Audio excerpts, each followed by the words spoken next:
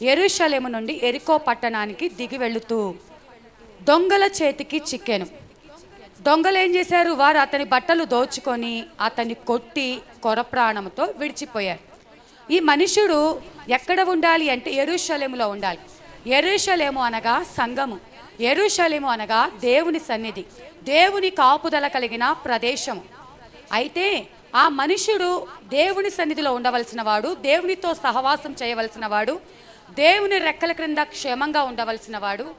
ఎప్పుడు యెరూషలేములో ఉంటుందో ఒకసారి యెరికోకి వెళ్ళి చూసొద్దాం.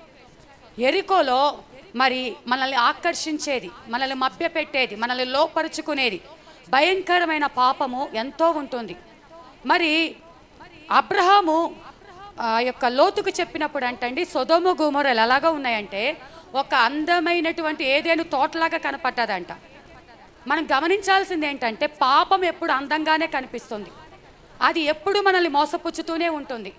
అది మనకి పైన మెరుగులు అంటారు కదా, దూరపు కుండలు నునుపు అన్న రీతిగా మనకేదో అందంగాను ఆకర్షించేదిగా ఉంటుంది. దేవుని వాక్యం అంతగా ఆకర్షించదు, కానీ పాపం గురించి చెప్తే వెంటనే అది చిన్నపిల్లలు కానీ పెద్దవాళ్ళు కానీ అట్రాక్ట్ అయిపోతాము, ఆకర్షించబడతాము. అదే రీతిగా ఈ మనుషుడు ఏం చేశాడంటే ఎప్పుడు యెరూషలేములోనే కదా ఉండేది, ఒక్కసారి యెరికోకు వెళ్దామని తాను దేవుని సన్నిధి నుండి, అది యెరూషలేము ఎత్తైన స్థలంలో ఉంది, యెరికో దిగువ స్థలంలో ఉంది, ఎత్తైన స్థలంలో నుంచి దిగుకుంటూ యెరికో పట్టణానికి బయలుదేరి వస్తున్నాడు. ఇక్కడ చూస్తే దేవుని సన్నిధిలో ఉన్న మనము, సంఘములో ఉన్న మనము, మన ఆత్మీయత నానాటికి ఒక్కొక్క మెట్టు పెరుగుతూ ఉండాలి. హల్లెలూయా. మన ఆత్మీయ స్థితి, మనము మొదట దేవుని నమ్ముకున్నప్పుడు ఏ రీతిగా ఉన్నాము, ఇప్పుడు దినదినము ఈ సంవత్సరానికి ఇంకో సంవత్సరానికి మన ఆత్మీయ స్థితి మార్పు రావాలి. ఎప్పుడు భయపడేవారిగా, ఎప్పుడు దిగులు పడేవారిగా, ఎప్పుడు ఎవరి మీద ఆధారపడేవారిగా, వాక్యము తెలియని వారిగా అట్లా మనం ఉండటానికి వీలు లేదు.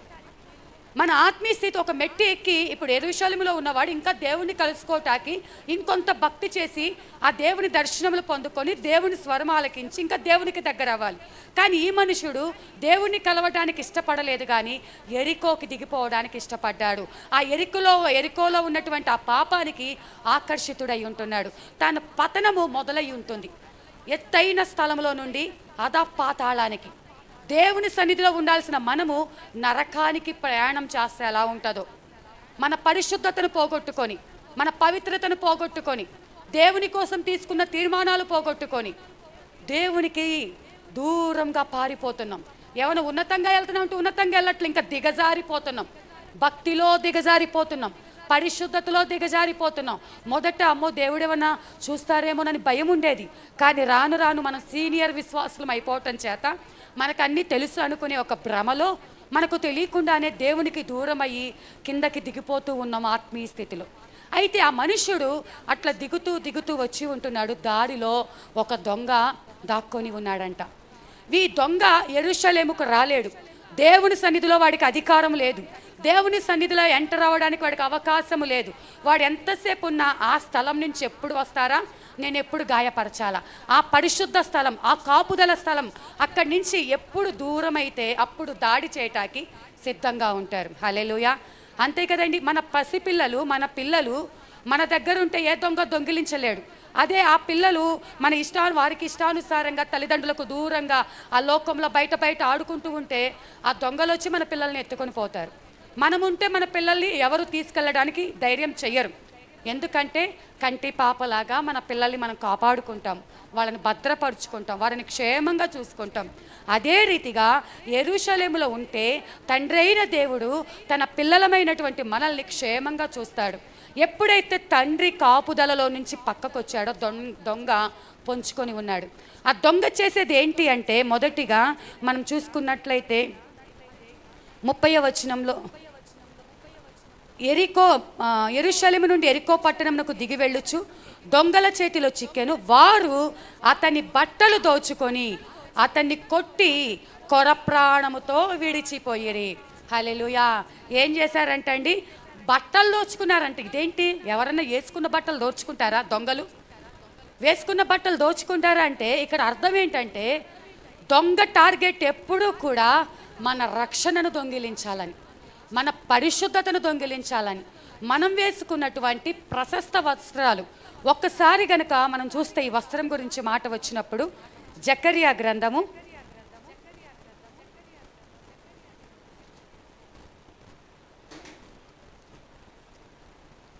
తీసిన వారు ఒకసారి పేజీ నెంబర్ చెప్పండి. జకర్యా గ్రంథము 780 కదా, అక్కడ 3వ అధ్యాయం అమ్మ. జకర్యా గ్రంథము 3వ అధ్యాయం 778 పేజీ నెంబరు. ఇక్కడ చూసుకున్నట్లయితే 3వ అధ్యాయం మొదటి నుంచి నేను చదువుతున్నానమ్మా, కొంచెం ఆలకించండి. ఆ వస్త్రానికి దేవుడు ఎంత విలువనిచ్చాడో దాని గురించి చెప్పడం కోసం 3వ వచనం నుంచి చదువుతున్నా. యెహోషువ మలిన వస్త్రములు ధరించిన వాడై దూత సముఖంలో నిలవబడి ఉండగా దూత దగ్గర నిలిచి ఉన్న వారిని పిలిచి ఇతన్ని మైల బట్టలు తీసివేయుడని ఆజ్ఞాపించి, నేను నీ దోషమును పరిహరించి ప్రశస్తమైన వస్త్రములతో నేను అలంకరించుచున్నాను అని సెలవిచ్చెను. అతని తల మీద తెల్లని పాగా పెట్టించుడని నేను మనవి చేయగా వారు అతని తల మీద తెల్లని పాగా పెట్టి వస్త్రములతో అతనిని అలంకరించిరి. యెహోవా దూత దగ్గర నిలబడి ఉండెను. ఇక్కడ ఏం జరిగిందంటే యెహోషువ గురించి ఇక్కడ మరి యెహోషువ అని వ్రాయబడి ఉంది. అక్కడ ఇశ్రాయేలు ప్రజలను వేసుకోవచ్చు, మనల్ని వేసుకోవచ్చు.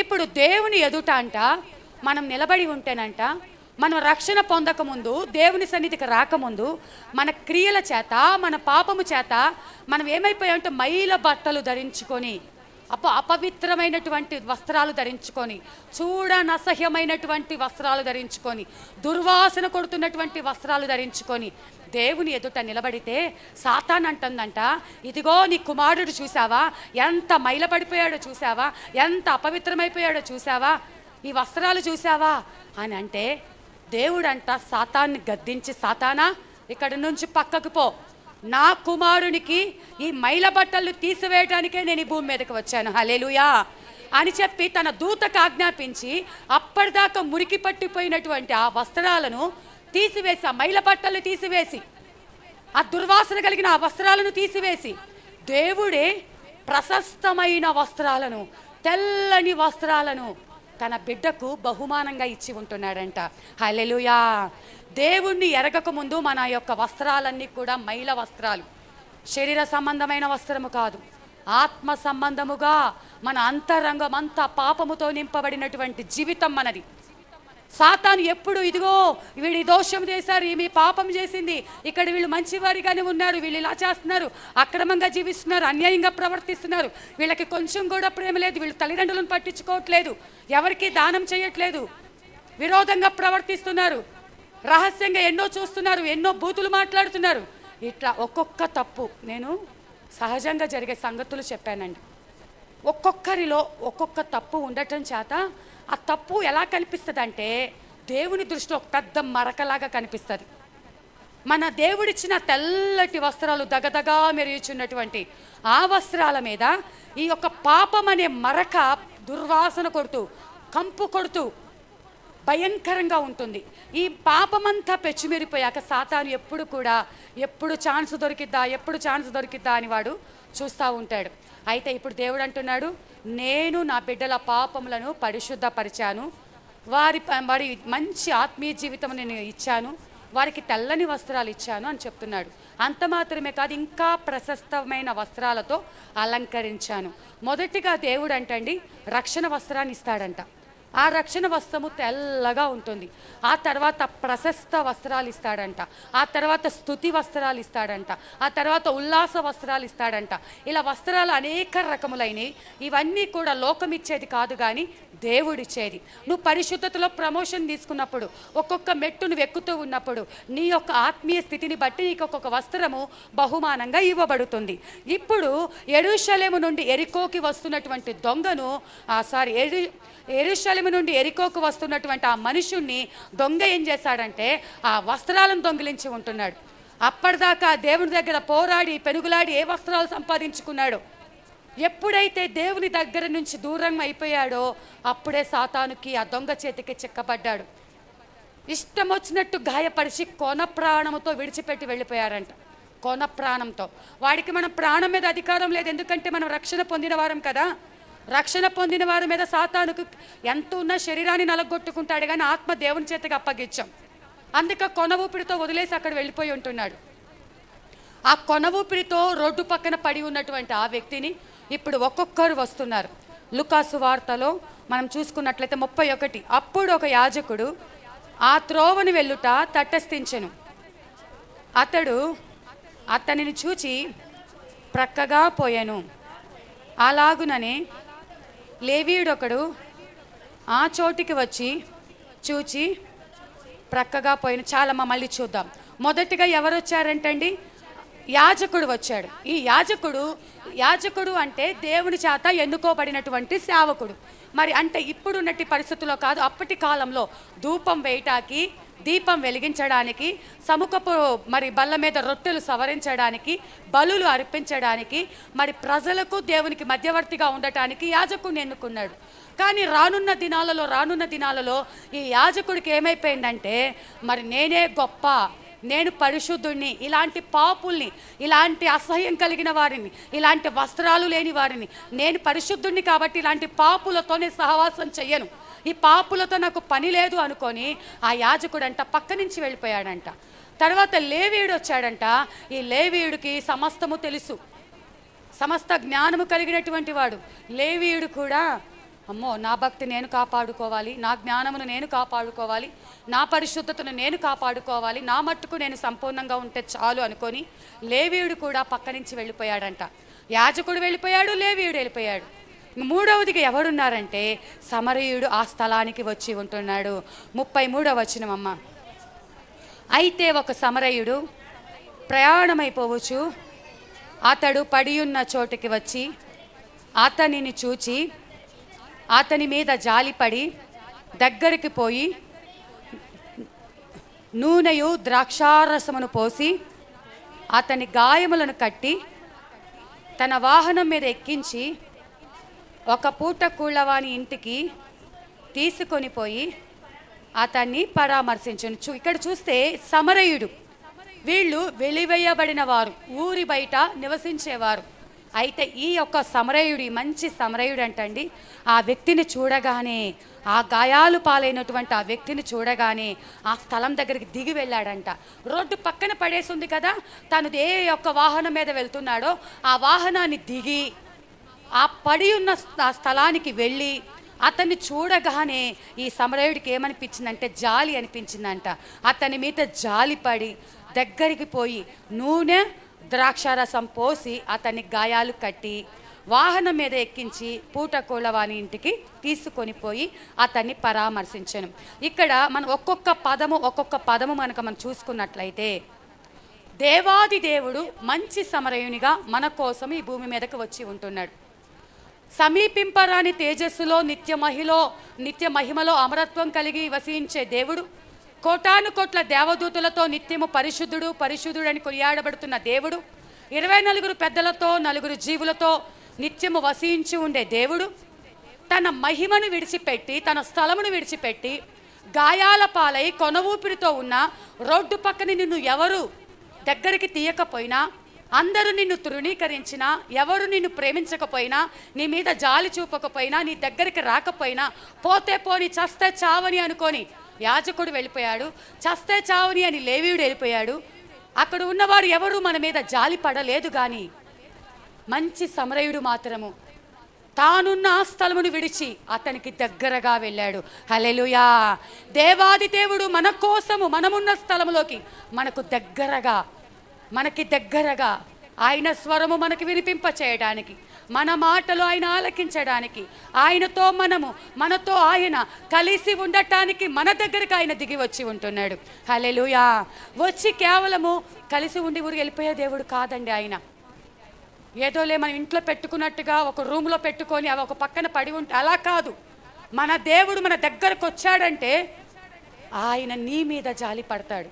అయ్యో పాపమని లోకంలో మనుషుల్లాగా ఊరికి అయ్యో అనుకొని నోటి మాటలు చెప్పే దేవుడు కాదు, క్రియలు చేసే దేవుడు. ఎక్కడ మనం ఆరని అగ్ని, చావని పురుగు, ఆ భయంకరమైనటువంటి ఆ నిత్య నరకాగ్నికి ఆహుతైపోతామని మనల్ని ప్రేమించి మనల్ని ఏ విధము చేతనైనా రక్షించాలని ఒక ఆశ కలిగి దేవాది దేవుడే మన దగ్గరకు వచ్చి జాలి పడి ఉంటున్నాడు.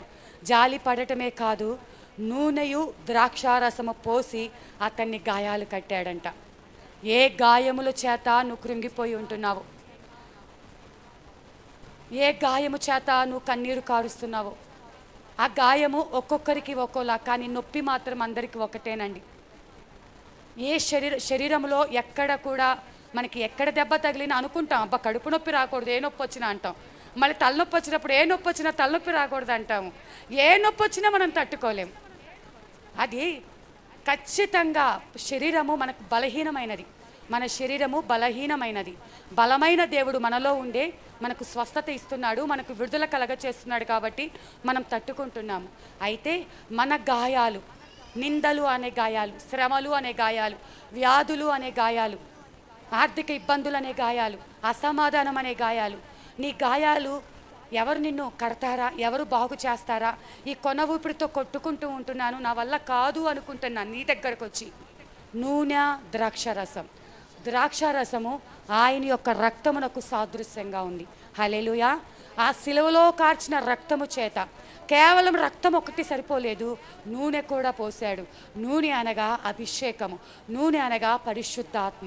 ఇప్పుడు నిన్ను చూచినటువంటి దేవుడు నీ గాయాలు బాగు చేయాలి అంటే, నువ్వు ఆత్మీయంగా బలము పొందుకోవాలంటే, కొన ఊపిరితో ఉన్న నువ్వు, మరణకరమైన స్థితిలో ఉన్న నీవు మళ్ళీ తిరిగి యథాస్థితికి రావాలి అంటే, నువ్వు యథాస్థితికి మళ్ళీ బలము తెచ్చుకోవాలంటే, నువ్వు శక్తితో నింపబడాలంటే నీకేం కావాలి అంటే ఆయన రక్తము కావాలి. హల్లెలూయా. ఆ రక్తంతో నీవు కడగబడాలి, నీకు పరిశుద్ధాత్మ కావాలి, ఆ నూనెతో నీకు స్వస్థత కావాలి. మొదటగా నీ గాయాలు కట్టువాడు ఆయనే. ఇప్పుడు గాయాలన్నీ మానిపోయాయి అంటే, గాయాలంటే దాన్ని ఏమంటారు, ప్రథమ చికిత్స అంటారు కదండి, ఫస్ట్ ఎయిడ్ అని చేస్తారు కదా, ఇవన్నీ. అయితే ఇంకా సపోజ్ కుట్లేశారు, ఇంకా కుట్లు మానటానికి ఇంకా ట్రీట్మెంట్ జరగాలి.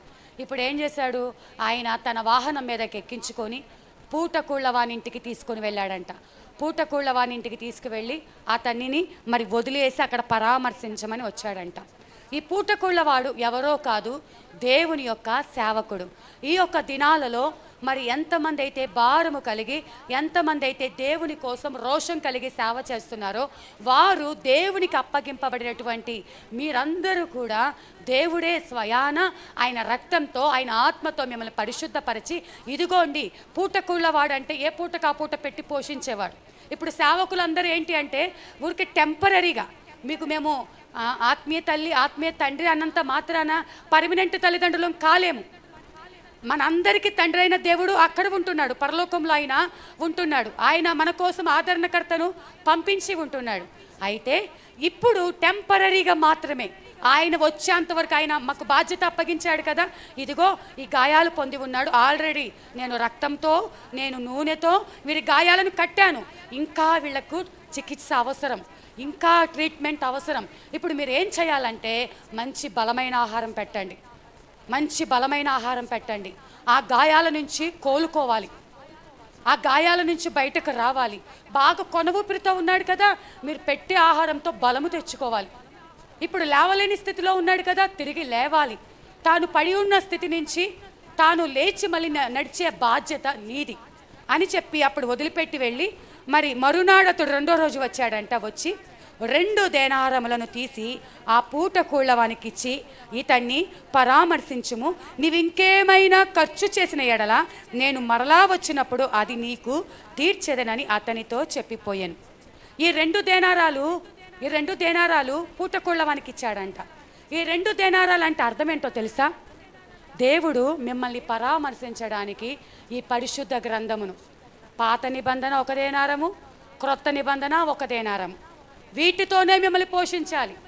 దేవుడే ఆ 2 దేనారాలను చేతికిచ్చి మీరు వాళ్ళని పోషించండి. ఇందులో ఉన్న వాక్యమును, ఇందులో ఉన్నటువంటి సత్యములను ధైర్యపరిచేదిగా, బలపరిచేదిగా, కృంగి ఉన్న వారిని లేవనెత్తేదిగా ఈ 2 దేనారాలు తీసుకొని, నేను వచ్చేంతవరకు వీళ్ళ బాధ్యత మీదే, నేను వచ్చేంతవరకు ఈ గాయాలు పాలైనటువంటి వ్యక్తి బాధ్యత నీదే అని మిమ్మల్ని అందరినీ కూడా సేవకులకు దేవుడే అప్పగించి ఉంటున్నాడు. హల్లెలూయా. ఇప్పుడు మనము ఆ సేవకుల పరిరక్షణలో ఉన్నాము కాబట్టి సేవకుల నోట నుండి వచ్చిన ప్రతి మాట దేవుడే మాట్లాడాడని వారికి లోబడుతూ వారిచ్చిన గైడెన్స్ ప్రకారం ఏమి తినాలో ఏమి తినకూడదు, ఎక్కడికి వెళ్ళాలో ఎక్కడికి వెళ్ళకూడదు, ఏం చేయాలో చేయకూడదు. ఎందుకంటే బాధ్యత తీసుకున్నారు కదా. వారు మనం త్వరగా కోలుకోవడానికి మాత్రమే మంచి ఆహారం పెడతారు. నువ్వు వాళ్ళ మాట వినకుండా బయటికి వెళ్ళిపోయి ఇష్టమైన ఆహారం తిన్నావనుకోండి, గాయాలు మానకపోగా చీమ పట్టేసి పుండు పెద్దగా అయిపోతుంది. లోకం దగ్గరికి వెళ్తే నిన్ను దేవుడు ఎవరికి అప్పగించాడు? పుట్టకుళ్ళ వానికి మాత్రమే అప్పగించాడు, సేవకునికి మాత్రమే అప్పగించాడు. ఆ సేవకులకు లోబడి వారు పెట్టి ఆహారము తిని బలము తెచ్చుకొని నాటికి ఇంకా కూడా మనము మరి నూతనమైన శక్తితో నింపబడుతూ ఉండాలి. అయితే ఇంకొక మాట అంటాడు, ఈ 2 దినారాలు ఇస్తున్నాను, ఇంకా నువ్వేమైనా ఖర్చు పెడితే మళ్ళీ నేను తిరిగి వచ్చినప్పుడు నీకు ఫలం ఇస్తా అంటున్నాడు. సేవకులుగా మేము దేవుడిచ్చినటువంటి బలమును బట్టి, శక్తిని బట్టి పరిశుద్ధ గ్రంథంలో వాక్యముతో పాటు మేము కొంత ఖర్చు పెట్టాల్సినవి ఉంటాయి. మా బలము ఖర్చు పెట్టాలి, మాకు ఇచ్చిన దేవుడు సమస్తమును మీ కొరకు ఖర్చు పెట్టాలి. ఒకవేళ సంఘం కోసం ఖర్చు పెట్టకుండా, మరి మాకిచ్చినటువంటి పిల్లలైన మీ కోసం ఖర్చు పెట్టకుండా మా సొంత ప్రయోజనాల కోసం ఖర్చు పెట్టుకుంటే దేవుడు దానికి లెక్క అడుగుతాడు. నేనే కాదు, ఎవరైనా కూడా దేవుడు అప్పగించబడినటువంటి బాధ్యత, ఆ బాధ్యత ప్రకారము ఖచ్చితంగా ఖర్చు చేయాలని అక్కడ దేవుడు మెన్షన్ చేసి ఉంటున్నాడు. నువ్వు ఇంకా ఏమైనా మిమ్మల్ని అర్ధరాత్రులైనా, మీరు ఎప్పుడు ఫోన్ చేసినా, మీరు ఎప్పుడు ఇళ్ళకి పిలిచినా, ఎక్కడికి రమ్మన్నా, మీకోసం ఉపవాసాలు ఉండటానికి, మీకోసం ప్రయాసపడటానికి, మీరు రమ్మన్న చోటుకి రావడానికి, మీకోసం చేతులు ఎత్తడానికి, మోకాటి మీద ప్రార్థన చేయటానికి మా బలము కాదు, మా శక్తి కాదు, దేవుడు ఏది ఇచ్చినా అది మొదటి ప్రయారిటీ దేవుడు అప్పగించబడిన సంఘము కోసమే ఖర్చు పెట్టాలి. దానికి తగిన ఫలం ఎవరిస్తారు అంటే ఆయన తిరిగి రాబోతున్నాడు. హల్లెలూయా. ఆ తిరిగి వచ్చినప్పుడు నేను మంచి దాసురాలుగా ఉన్నానా, చెడ్డ దాసురాలుగా ఉన్నానా, అప్పుడు దేవుని దగ్గర లెక్క తేలిపోతుంది. నువ్వు ఖర్చు పెట్టావా, లేకపోతే నువ్వు వాళ్ళ దగ్గర నుంచి దొంగిలించావా, నీకున్నది ఏదైనా ఖర్చు పెట్టావా, నీ ఎఫర్ట్స్ పెట్టావా, నీ శక్తిని ఉపయోగించావా, వారిని జాగ్రత్తగా చూసుకున్నావా, ఇష్టం లేనట్టుగా వాళ్ళకి సరైన ఆహారం పెట్టలేదా, కరెక్ట్గా వాక్యం చెప్పకపోయినా దేవునికి లెక్క చెప్పుకోవాలండి. నా పిల్లలకి నువ్వు బలమైన ఆహారం పెట్టలేదని దేవుడు అడుగుతాడు లెక్క. సరైన పోషించకపోయినా వాళ్ళు ఎక్కడికి వెళ్తుంటే వారి ఇష్టానుసారంగా వదిలేస్తే సవితి తల్లి ప్రేమ చూపిస్తున్నావా? సొంత తల్లి అలా ఎక్కడికంటే అక్కడ అలా వదిలేస్తుందా? ఎంత జాగ్రత్తగా కంటి రెప్ప వల్ల కాపాడుతుంది. ప్రతి సేవకుడు కూడా తన పిల్లల్ని ఒక కంటి రెప్పలాగా, వాళ్ళు వినట్లేదండి, వాళ్ళు లోబడట్లేదండి, వాళ్ళు మాట వినేవాళ్ళు కాదండి, వాడు ఇష్టానుసారంగా జీవిస్తున్నారంటే దేవుడు చూసుకుంటారు. కానీ వాళ్ళు వినకపోయినా, మాట వినకపోయినా, లోబడకపోయినా, ఎంత ఎదురు తిరిగినా అవన్నిటిని భరించాలి, అన్నిటినీ తట్టుకోవాలి, అన్నిటినీ సహించాలి. ఏదో సామెత ఉంటుంది, మొరటి సామెత, మంత్రసాని తనం ఒప్పుకున్నాక ఏదొచ్చినా పట్టుకోవాలంట. ఏదొచ్చినా వాళ్ళ నుండి రాళ్ల దెబ్బలు పడతాయి, వాళ్ళ నుండి పువ్వుల దెబ్బలు పడతాయి. ప్రేమించే గుంపు ఒకటైతే వెనక నుంచి మాట్లాడే గుంపు ఒకటి. కేవలం సేవకులకే కదండి, ప్రతి విశ్వాసికి కూడా ఇది సహజం. కానీ నిన్ను కాపాడే దేవుడు, ప్రతి దానికి లెక్క అడిగే దేవుడు ఉన్నాడు. దేనిని బట్టి మీరు కృంగిపోవద్దు, బలహీనపడద్దు. మిమ్మల్ని మాటలు అంటూ ఉంటే మీరు ఇంకా ఎందుకు, నాకు అనవసరంగా ఈ నిందొచ్చిందే, అనవసరంగా ఈ బాధ కలిగిందే అని నువ్వు కృంగిపోవడానికి వీలు లేదు. ఆయన రాబోతున్నాడు, మన క్రియలకు ఆయన ఫలం ఇవ్వబోతున్నాడు. మనం ఎంతైతే అన్నిటినీ ఓర్చుకొని సహించామో వాటన్నిటి నుంచి విడిపించే దేవాది దేవుడు ఒకరు ఉంటున్నారు. మరి ఆయన వచ్చినప్పుడు మీకు ఏమేమి కావాలో వాటిని ఇచ్చేస్తానని చెప్పి ఉంటున్నాడు.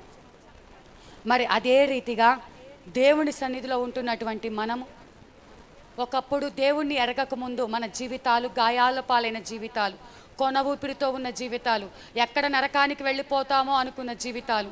కానీ దేవుడే తన మహిమను, తన ప్రశస్త ఆ పరిశుద్ధ స్థలముని విడిచిపెట్టి మన యొక్క ఆ మలినమైనటువంటి ఆ మైల బట్టలన్నీ తీసివేసి తన కోసము, మన కోసం ఆయన దరిద్రునిగా అయ్యాడంట. ఆయనకేం వస్త్రాలు లేవా అండి పరలోకంలో? కానీ ఇక్కడ ఆయనను సిలువ వేసినప్పుడు ఆయన వస్త్రాలు చీట్లు వేసుకున్నారంట. దరిద్రునిగా, రిక్తునిగా, ఏమీ లేనివానిగా ఎందుకు మార్చబడ్డాడు అంటే నీ మలినపు వస్త్రాలు తీసివేసి నీకు ప్రశస్త వస్త్రాలు ధరింపచేయటం కోసమే.